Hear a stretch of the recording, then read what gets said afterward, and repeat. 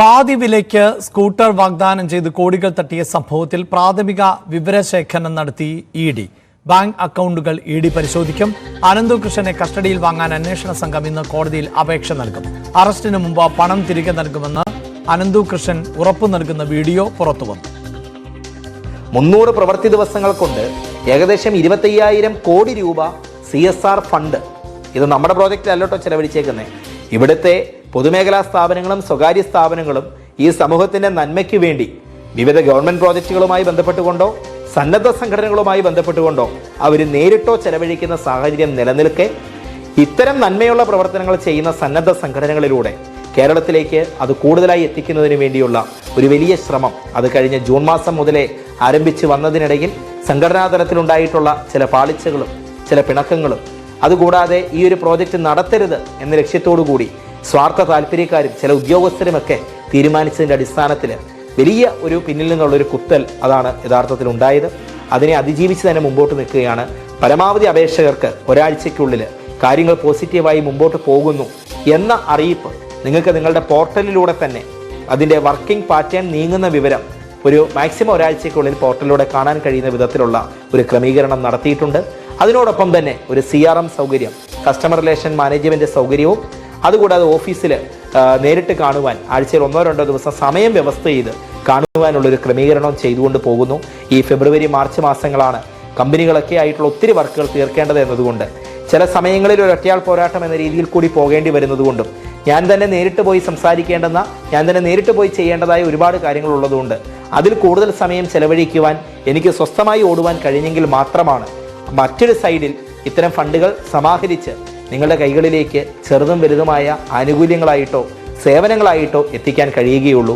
ഇവിടെ പ്രശ്നങ്ങളും പ്രതിസന്ധികളുമല്ല ഈ ഒരു കാര്യത്തിന് പരിഹാരം. പരാതികളോ അല്ലെങ്കിൽ വാർത്തകൾ കൊടുക്കലോ അങ്ങനെയുള്ള കാര്യങ്ങളല്ല ഇതിന് പരിഹാരം.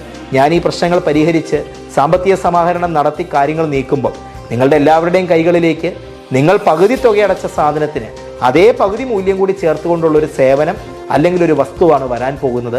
അതിനുവേണ്ടി നിങ്ങളുടെ വലിയ കഷ്ടപ്പാടിൻ്റെ ഭാഗമായിട്ടുള്ള വിഹിതം അടച്ച് ഒരു വലിയ കാലതാമസം നിങ്ങളിപ്പോൾ കാത്തു നിന്നിട്ടുണ്ട്. ഒരു ചുരുങ്ങിയ സമയം കൂടി സഹകരിക്കുവാൻ എല്ലാ അപേക്ഷകരോടും ഈ അവസരത്തിൽ അഭ്യർത്ഥിക്കുകയാണ്. നമുക്ക് അധികം വൈകാതെ വിതരണത്തിൻ്റെ ഒരു ഘട്ടത്തിലോ അല്ലെങ്കിൽ ഒരു മീറ്റിങ്ങിൻ്റെ ഘട്ടത്തിലോ നിങ്ങളെ നേരിട്ട് കാണുവാൻ കഴിയും. തുടർന്ന് വരുന്ന പരമാവധി വിതരണ പരിപാടികളിൽ നേരിട്ട് പങ്കെടുക്കുവാൻ കൂടി ഞാൻ ആഗ്രഹിക്കുന്നുണ്ട്. ആ സമയങ്ങളിൽ നിങ്ങളെയൊക്കെ നേരിട്ട് കാണാൻ കഴിയും എന്ന് പ്രതീക്ഷിക്കുന്നു. ആ വിധത്തിൽ കാര്യങ്ങൾ മുമ്പോട്ട് പോകുന്നു. സ്റ്റാഫ് ഉൾപ്പെടെയുള്ള ഒരു വലിയ ടീമിൻ്റെ ദിവസങ്ങളോളമുള്ള രാവും പകലുമില്ലാത്ത അധ്വാനം ഇതിൻ്റെ പുറകിൽ ഈ പ്രശ്നങ്ങളെ അതിജീവിക്കുന്നതിൻ്റെ പുറകിലുണ്ട്. അതിനാൽ ഞങ്ങളെയും നിങ്ങളുടെ പ്രാർത്ഥനയിൽ ഓർക്കുക എന്ന് അഭ്യർത്ഥിച്ചുകൊണ്ട് നിർത്തുന്നു. നമസ്കാരം.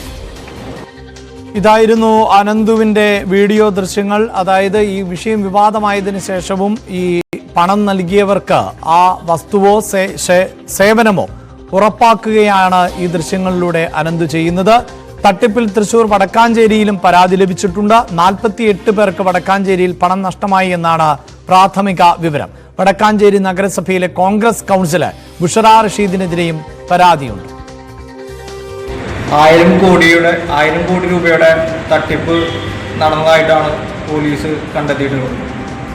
അപ്പോൾ നമുക്കറിയാം, അതിൽ അറസ്റ്റ് ചെയ്യപ്പെട്ട അനന്തകൃഷ്ണൻ എന്ന് പറയുന്ന പ്രതിയുമായി നേരിട്ട് ബന്ധമുള്ള അനന്തകൃഷ്ണൻ്റെ വടക്കാഞ്ചേരി ശാഖയിലെ പ്രസിഡൻറ്റും അതുപോലെ തന്നെ ഡയറക്ടർമാർ ഉൾപ്പെടെ കോൺഗ്രസിൻ്റെ നേതാക്കന്മാരും കോൺഗ്രസിൻ്റെ ജനപ്രതിനിധികളുമാണ്.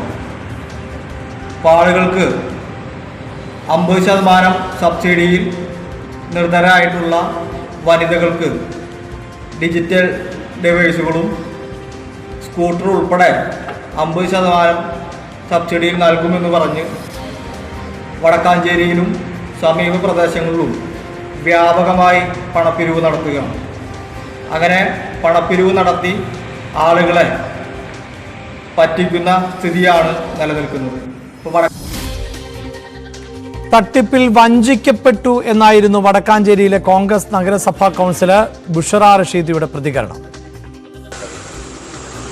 ഞങ്ങൾ ഇതിൽ വന്ന് പെടുകയെന്ന് വെച്ച് കഴിഞ്ഞാൽ, ഞാൻ 2010 തൊട്ടിട്ട് ജനപ്രതിനിധിയാണ്. 2006 തൊട്ടിട്ട് സാമൂഹിക ഒരു പ്രവർത്തക കൂടിയാണ്. 2010 ഞാൻ മത്സരിച്ചത്.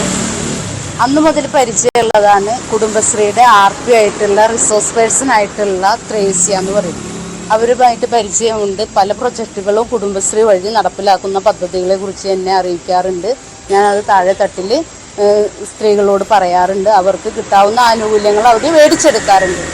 ആ ഒരാൾ തന്നെയാണ് ഒരു 10 മാസം മുന്നേ എന്നെ ഇതേപോലെ എന്നോട് സീഡ് സൊസൈറ്റികൾ മുഖേന 50% സബ്സിഡിയിൽ സ്ത്രീകൾക്ക് ഗൃഹോപകരണങ്ങളും അതുപോലെ തന്നെ 2 വീലർ, മൊബൈൽ ഫോണ്, അവരുടെ മക്കൾക്ക് ലാപ്ടോപ്പും ലഭിക്കും എന്നുള്ളത് എന്നെ അറിയിക്കുകയാണ് ചെയ്തത്.